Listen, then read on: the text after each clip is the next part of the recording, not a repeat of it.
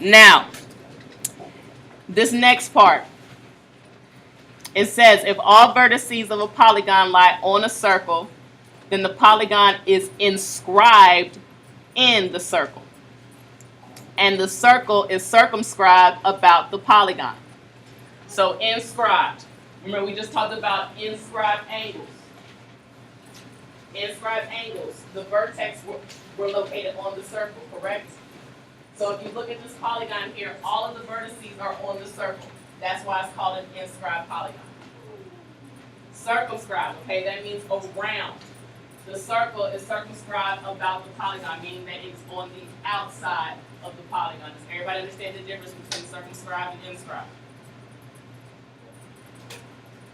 Now, theorem 10.10 says if a right triangle is inscribed in a circle, then the hypotenuse is a diameter of the circle, and vice versa. If an inscribed triangle is a diameter of the circle, then the triangle is a right triangle. Wait, a diameter shouldn't be a diameter? No, a diameter. Oh, diameter. So, think about it. A diameter does what to the circle? So that means that this arc is how many degrees? 180. And we just talked about inscribed angles. ABC is an inscribed angle. What's half of 180? So this is what they're talking about. That makes a right triangle inside of that circle. Does everybody understand that? So if you have an angle and its endpoints are on the diameter, you know you have a right triangle. Okay? If you have a triangle and the hypotenuse is the diameter, you know it's a right triangle. Okay? And there's another theorem that goes along with inscribed polygons. It says a quadrilateral can be inscribed in a circle if and only if opposite angles are supplementary. Okay? When we first talked about quadrilaterals, consecutive angles are supplementary. But when it's inside of a circle, opposite angles are supplementary. Okay? When it's inside of a circle, opposite angles are supplementary. If it's just a regular quadrilateral, not in a circle, consecutive angles are supplementary. Please make sure you're able to make that distinction. Right, so does that mean that, so it can be a rectangle? It could be, it just depends on what type of, like where it's positioned inside the circle.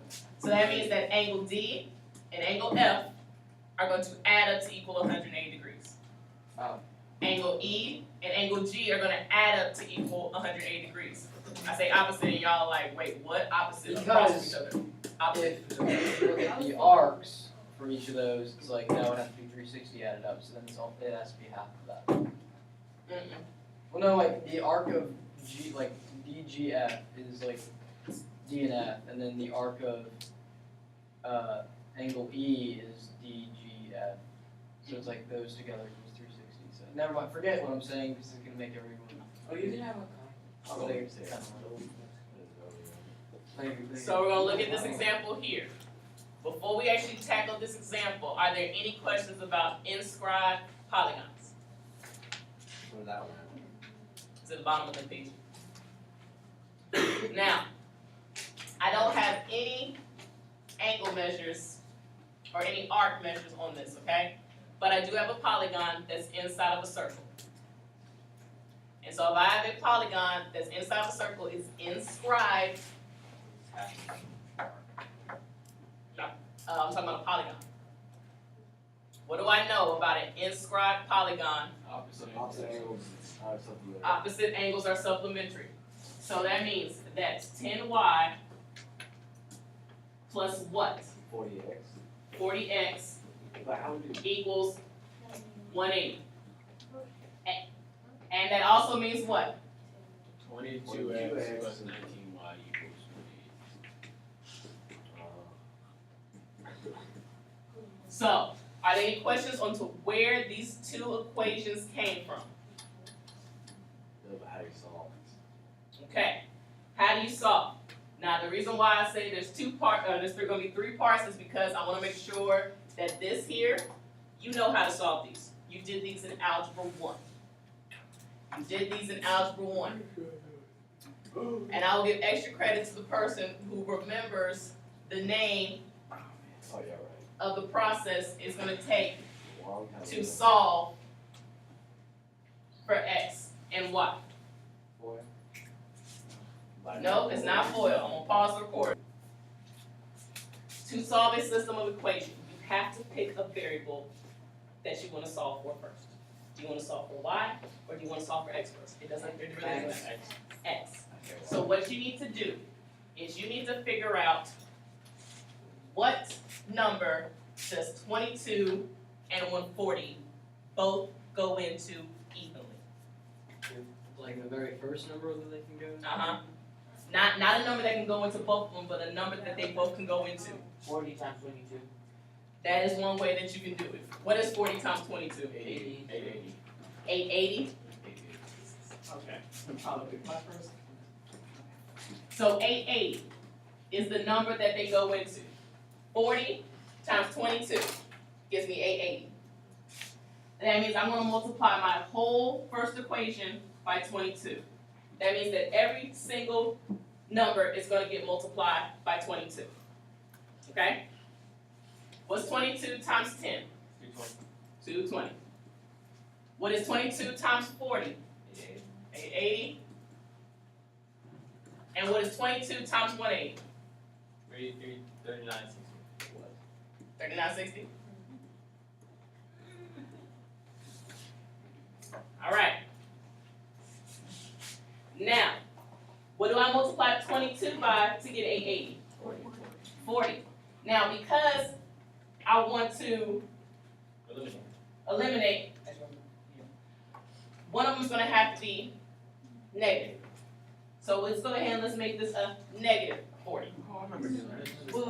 Sound familiar?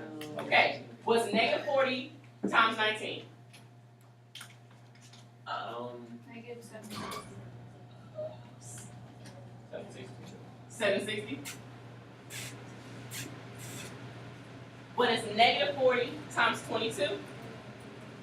Negative 880x. And what's negative 40 times 180? Negative 7200. 7200? Yep. Okay. Now, the reason why we multiply by those numbers is because we're trying to eliminate a variable. So we're going to add these two together. What is 220y minus 720y? Negative 540.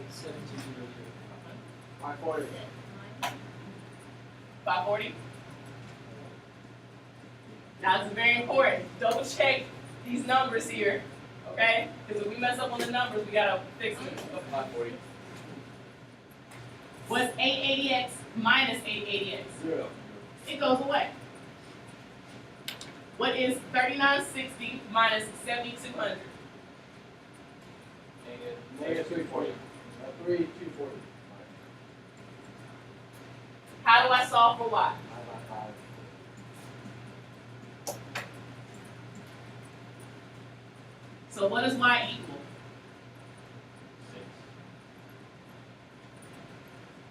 6. So y equals 6. When you plug it in for, I got 5 Double check your numbers. Because I got confirmation that this was 6, right? Yes. Okay.